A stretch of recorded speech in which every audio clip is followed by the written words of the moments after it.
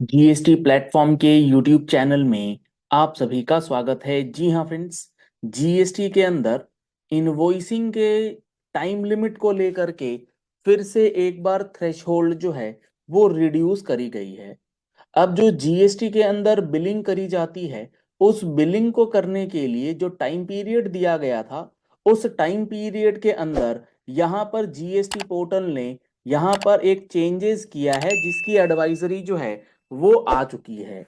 अब यहाँ पर ये एडवाइजरी जो है ये काफी इंपॉर्टेंट है, और ये इंपॉर्टेंट इसलिए है क्योंकि अब जहां तक आपने ई इनवॉइसिंग की बात है, अगर आपने कोई इनवॉइस बनाया है जिसका ई इनवॉइस जनरेट नहीं हुआ, तो उसके लिए कोई टाइम लिमिट प्रेस्क्राइब नहीं करता था, पोर्टल आपको अलाउ कर दे रहा था।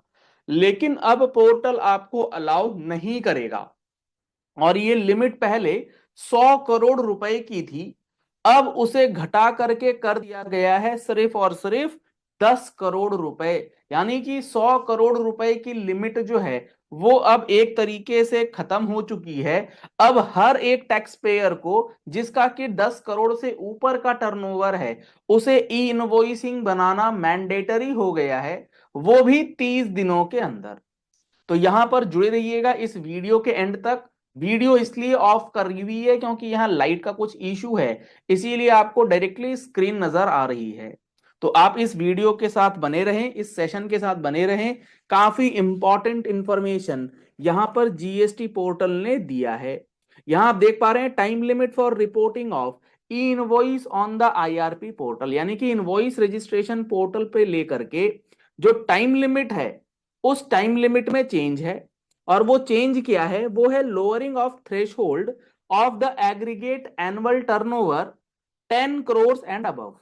ये लिमिट पहले 100 सीआर की थी, वो अब हो गई है 10 CR. With reference to the earlier advisory जो 13 सितंबर 2023 को आई थी, जहां पर टाइम लिमिट दिया गया था 30 days for reporting of e invoices on the IRP portal for the taxpayer with AATO. यानी कि पहले जो 13 सितंबर 2023 को आया था एडवाइजरी, उसमें इन्होंने ये बताया था कि जिस टैक्स पेयर का टर्नओवर 100 करोड़ रुपए से ऊपर है, उसे क्या करना है? उसे अपनी ई इनवॉइसिंग की जो फॉर्मेलिटीज है वो 30 डेज के अंदर करनी है। यहां पर आप देख रहे हैं where a time limit of 30 days for reporting e invoice on IRP portal. इसका मतलब ये होता है कि reporting e invoice on IRP portal, आपने कोई इनवॉइस बनाया, उसको आईआरपी पोर्टल पर रजिस्टर करने की प्रक्रिया को कहा जाता है reporting of e invoice on IRP portal. Invoice registration portal पर आप 30 डेज के अंदर करेंगे। अब इस थ्रेश होल्ड को now has been lowered to cover the taxpayer with AATO of 10 crore and above.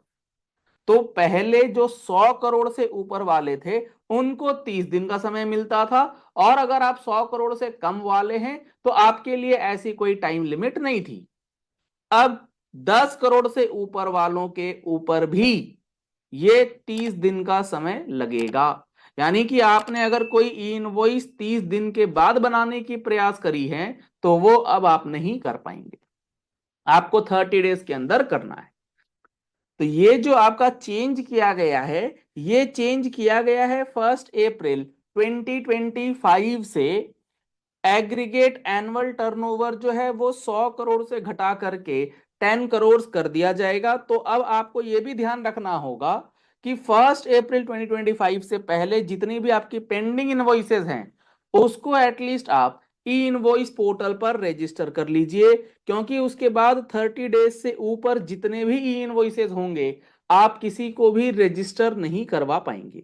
This restriction would apply to all the documents, चाहे वो टैक्स इनवॉइस हो, चाहे वो आपका क्रेडिट नोट हो, चाहे वो आपका डेबिट नोट हो।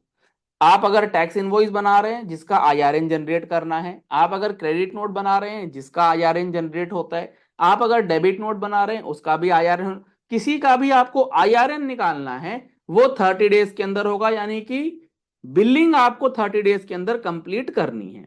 For example, if invoice date is 1 April, it cannot be reported after 30th April. यानी कि आपने अपने अकाउंटिंग सॉफ्टवेयर से कोई इनवॉइस बनाया, जिसकी डेट आपने डाली है 1 अप्रैल 2025। अब आप उस इनवॉइस की कॉपी को रजिस्टर करेंगे for generating E invoice IRN number IRP portal पर। तो 1 अप्रैल का जो इनवॉइस है वो 30 अप्रैल के बाद आप पोर्टल पर नहीं डाल पाएंगे। The validation built into the invoice registration portal would disallow the user from reporting the e-invoice after 30 days window। Portal आपको मना कर देगा कि भाई आप 30 दिन के बाद आए हैं, अब आप अलाउड नहीं हैं। Hence, it is essential for the taxpayers to ensure that they report the e-invoice within 30 days window provided by the new time limit। तो ये जो नया टाइम लिमिट दिया गया है, इस नए के अंदर ही आपको अपनी बिलिंग प्रक्रिया पूरी करनी है। It is further clarified that there would be no such reporting restrictions on the taxpayers with an aggregate turnover of less than 10 crores। अभी फिलहाल के लिए 10 करोड़ से नीचे अगर आपका है टर्नओवर और आप ई इनवॉइसिंग करते हैं तो अभी आपके लिए कोई टाइम लिमिट नहीं है एज ऑफ नाउ।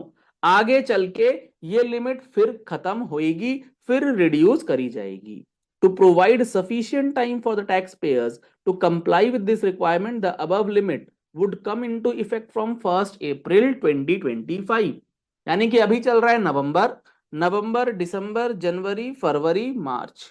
आपके पास 5 महीने का समय है इस पूरे प्रोसेस को समझने के लिए, इस पूरे प्रोसेस को फॉलो करने के लिए। अपने पुराने जितने भी इनवॉइसेस हैं, अगर आपके ऊपर ई इनवॉइस का प्रोविजन लगता है तो उस बैकलॉग को खत्म करने के लिए 1 अप्रैल से कोई सुनवाई नहीं है। 30 डेज मैक्सिमम आपके पास रहेंगे किसी भी टैक्स इनवॉइस को ई इनवॉइस में रजिस्टर करने के लिए। चलिए इस वीडियो को यही एंड करते हैं। आशा करते हैं आपको ये बातें बहुत अच्छे से समझ में आ गई होंगी। कोई भी कंफ्यूजन है तो आप नीचे कमेंट बॉक्स पे अपने कमेंट क्वेरीज लिख सकते हैं। अगर आपको ये चैनल पसंद आया है तो इस चैनल को सब्सक्राइब कर लीजिए, फॉलो कर लीजिए और नोटिफिकेशन बेल दबाना बिल्कुल मत भूलिएगा, क्योंकि ऐसी ही इंपॉर्टेंट और प्रैक्टिकल वीडियोस आपको इस पे रेगुलर बेसिस पे दी जाती हैं। अगर आप इस वीडियो के साथ अभी तक जुड़े हुए हैं तो इस वीडियो को बहुत सारे लोगों को शेयर कीजिएगा, क्योंकि यहाँ इनवॉइसिंग को लेकर के जो ये इंपॉर्टेंट चेंज किया गया है इससे काफी ज्यादा लोग इम्पैक्ट होंगे। अगर आपने अभी तक जीएसटी के फुल कोर्स को ज्वाइन नहीं किया है तो आप हमारे जीएसटी के फुल कोर्स को ज्वाइन कर सकते हैं। और उस जीएसटी के फुल कोर्स के अंदर आपको 180 आवर्स की क्लासेस जो है वो प्रोवाइड करके दी गई है, जिसमें एक एक इंफॉर्मेशन, एक एक एक्ट और रूल जो है वो दिया गया है। Thank you and have a nice day.